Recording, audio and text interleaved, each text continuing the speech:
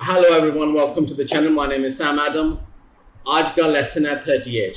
Lesson 38 हम कर रहे हैं पास्ट परफेक्ट कंटिन्यूस टेंस.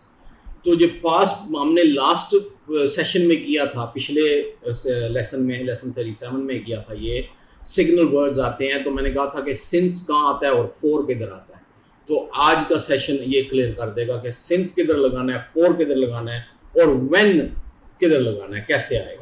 इसकी थोड़ी सी अंडरस्टैंडिंग हो जाएगी आज. ओके, तो पहले अभी इसको हम करते हैं सिंस को. ठीक है, ये मैं इससे कर लूँ तो हम इसको सर्कल कर लेंगे कि हम इसकी बात कर रहे हैं. ठीक है, इसकी बात हो रही है. द वर्ड्स हियर, ये पहली लाइन है. The words since and for are used in the sentence to show the time of action.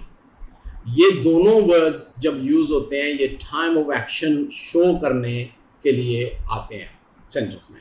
ठीक है, अब हमें जो सिंस है, सिंस कैसे लगता है, ये पहला जो लाइन है. If the exact starting time of an action हमें पता है, जैसे कि एक्शन मंडे को हुआ है, 4 PM हुआ है, ट्यूसडे को हुआ, Wednesday, Thursday, Friday, Saturday, Sunday, जो भी आपको डेज का पता है, पैसिफिक टाइम का पता है कि स्टार्ट कब हुआ है, 4 PM हुआ है, 2 PM हुआ है, 1 o'clock, 12 o'clock, night time, midnight, आपको एग्जैक्टली पता है उस एक्शन के स्टार्टिंग टाइम का, इज नोन टू यू.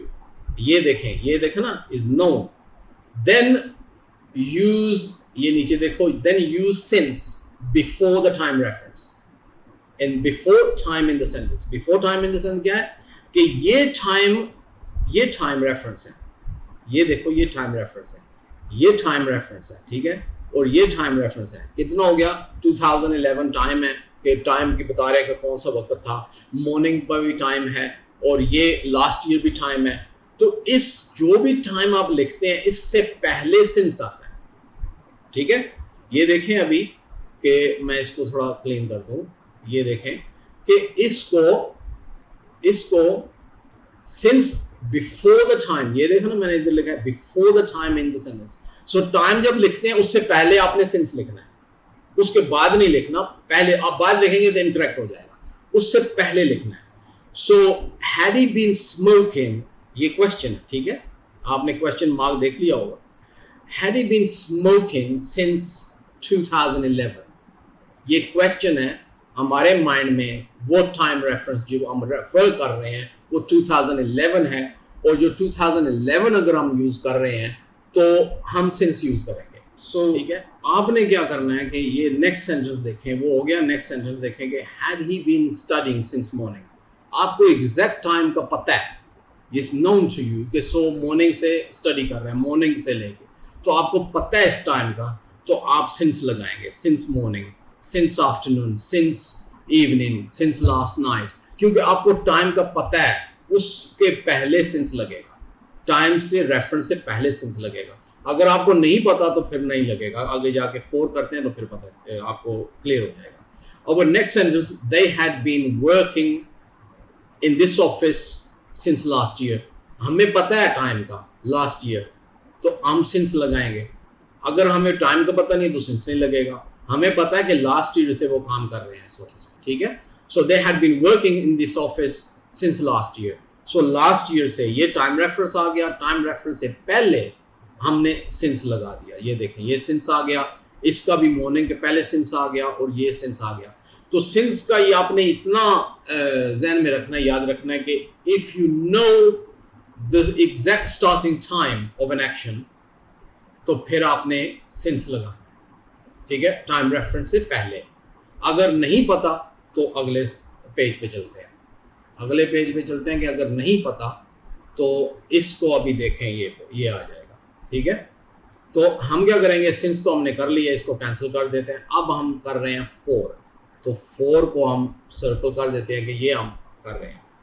इस पे सिंस का तो आपको पता है, टाइम रेफरेंस का एग्जैक्ट पता होना चाहिए. और इसका 4 का क्या है कि अगर टाइम रेफरेंस आपको नहीं पता, if the exact starting time of an action is not known but only the duration of the time for which the action was being continued, ये आपको पता है कि आपको टाइम का नहीं पता, एग्जैक्ट टाइम का नहीं पता, लेकिन उसकी ड्यूरेशन का पता है, तकरीबन इतना टाइम वो मकसद के इतना टाइम रफली है, आपको ड्यूरेशन का पता है लेकिन आपको स्टार्टिंग पॉइंट नहीं पता।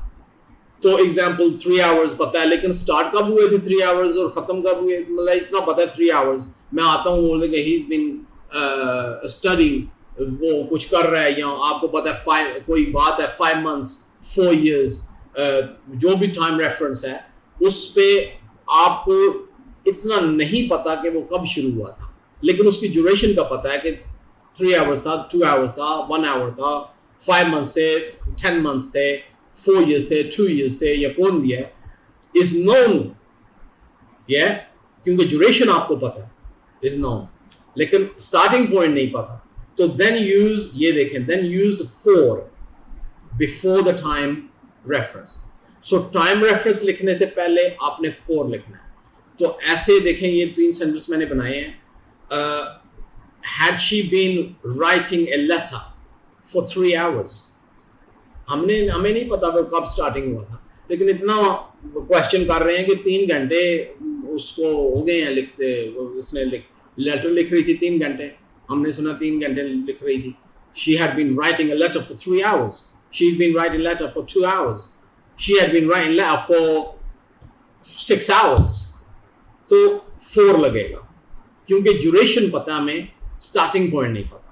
तो इसमें ये देखें कि अगर where had he been working for 6 months, so इतना तो पता है ड्यूरेशन से 6 months, लेकिन ये नहीं पता कि स्टार्टिंग पॉइंट नहीं पता हमको, तो उसको 4 लगेगा। 4 किधर लगेगा, इस टाइम रेफरेंस से पहले, ये जो मैंने ऊपर लिखा है ये देखें ना, ये before the time reference. So time reference से पहले हमने क्या किया है, ये इधर 4 लगाया 3 आवर्स से पहले, इधर 4 लगाया 6 मंथ से पहले।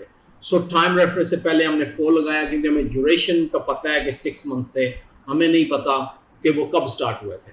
और then next one here, she had not been painting for 2 hours, वो पेंटिंग नहीं कर रही थी वो 2 घंटे से। हमें इतना पता है 2 घंटे ड्यूरेशन पता है, लेकिन कब स्टार्ट हुआ वो टाइम हमें नहीं पता, तो उसके लिए 4 लगेगा, FOR 4। So she had not been painting for 2 hours, for 3 hours, for 5 hours, for 2 days. समझे ना, ऐसे है। तो अभी नेक्स्ट जो when है, तो when वेरी सिंपल है, इसका ये आपने करना है। अभी देखें कि हमने ना ये since भी कर लिया है और for भी कर लिया, ठीक है। अब when आ गया, ये इसको सर्कल करते हैं, ठीक है। अब ये कर रहे हैं, okay, this is used when something was happening at a specific time in the past.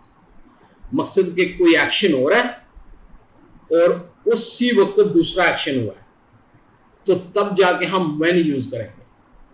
जैसे मैं खाना खा रहा हूं जब इसने कॉल की थी, मैं खाना खा रहा था, टेबल पे रखा हुआ था, मैं खाना खा रहा था जब इसने किक की थी टेबल को। मकसद के एक एक्शन हो रहा था, उसके दौरान उसको दी आके दूसरा एक्शन हुआ है, ठीक है, दूसरा एक्शन हुआ है। तो I had been working in this company for 2 years. ये देखें, I had been working in this company for 2 years, ये एक्शन है, ठीक है। When I got promoted, मकसद के 2 साल मैं काम कर चुका था जब मुझे प्रमोट किया है। ये ना पाकिस्तान अपनी ज़बान में कहते हैं जब, उर्दू में जब। सो जब आपको इस्तेमाल करना पड़े तो when I was doing this when he called me. I was washing my car when he came, वो जब आया है। I was actually writing a letter when he called me out. तो when उस वक्त आपने इस्तेमाल करना है। एक एक्शन हो रहा है, दूसरा इंटरप्ट करता है, दूसरा एक्शन आ जाता है, तो आपने when यूज करना है। So that's it, ये सिंपल सा तरीका है। So since, for and when, ये ऐसे लगते हैं, तो फिर आप ये समझ जाएंगे तो आप इंशाल्लाह बाकी का जो है ना नेक्स्ट लेसन पे हम जाएंगे कल, लेसन 39 पे। आज के लिए यही काफ़ी है। Thank you very much for watching the video and look after yourself and please subscribe my channel, share my videos, guys, come on man, help me out on this, alright, help me out, watch my video, give me some watch time, man, come on, alright then, take care, look after yourself, Leia Aligaya, alright.